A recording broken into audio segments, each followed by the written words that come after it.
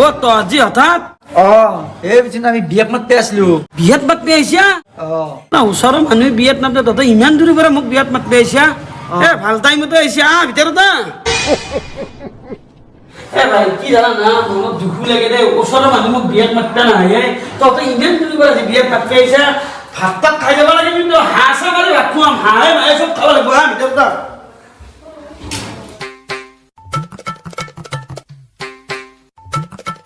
ও আঞ্জা ভাত ভাল আছে না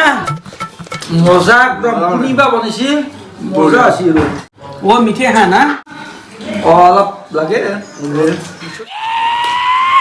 নাচি দিখান ৰ